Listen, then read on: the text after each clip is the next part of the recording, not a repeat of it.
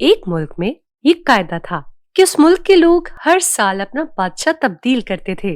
جو بھی بادشاہ بنتا وہ ایک عہد نامے پر دستخط کرتا کہ اس کی حکومت کا 1 سال مکمل ہونے کے بعد وہ اس عہدے سے دستبردار ہو جائے گا اور ایک دور دراز جزیرے پہ چھوڑ دیا جائے گا جہاں سے وہ کبھی واپس نہیں آ سکے گا۔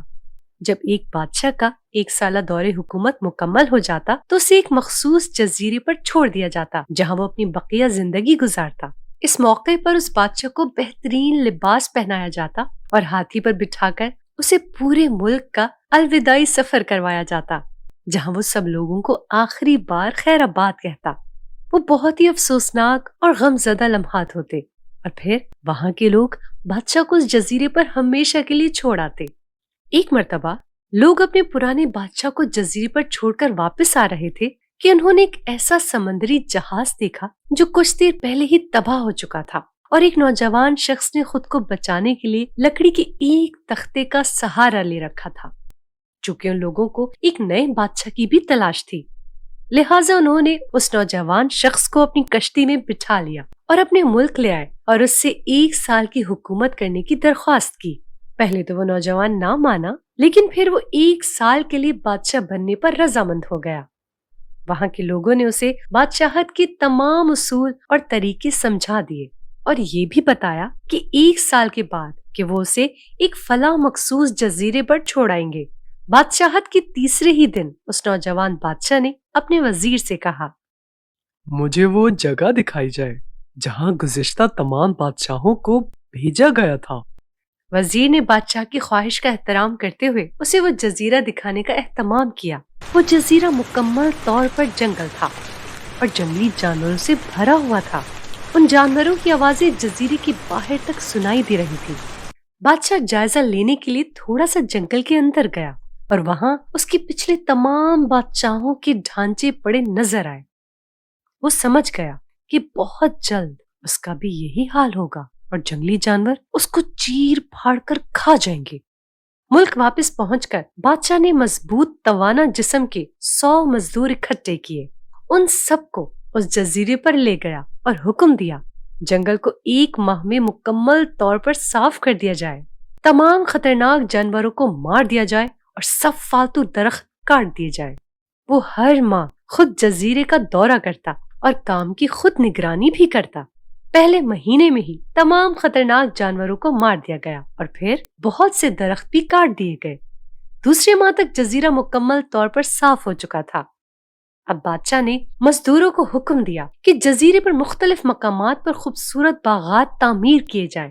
وہ اپنے ساتھ مختلف پالتو جانور مثلاً مرغیاں، گائے، بھینسیں، بطخیں اور بھیڑیں وغیرہ بھی جزیرے میں منتقل کرتا رہا۔ تیسرے مہینے میں بادشاہ نے اپنے مزدوروں کو حکم دیا کہ ایک شاندار گھر تعمیر کرے اور اس جزیرے پر ایک بڑی سی بندرگاہ بھی بنائے۔ گزرتے مہینوں کے ساتھ ساتھ وہ جزیرہ ایک خوبصورت شہر میں بدلتا جا رہا تھا۔ وہ نوجوان بادشاہ بہت سادہ لباس زیب تن کرتا اور اپنی ذات پر بہت کم خرچ کرتا۔ اپنی بادشاہت کی زیادہ تر کمائی وہ جزیرے کو بنانے میں لگاتا رہا۔ 10 ماہ گزر جانے کے بعد بادشاہ نے اپنے وزیر سے کہا، میں جانتا ہوں کہ 2 مہینے بعد مجھے جزیرے میں چھوڑ دیا جائے گا، لیکن میں ابھی سے وہاں جانا چاہتا ہوں۔ وزیر اور دوسرے وزراء اس بات پر متفق نہیں ہوئے اور بادشاہ سے کہا، آپ کو 2 ماہ مزید صبر کرنا ہوگا تاکہ سال مکمل ہو جائے۔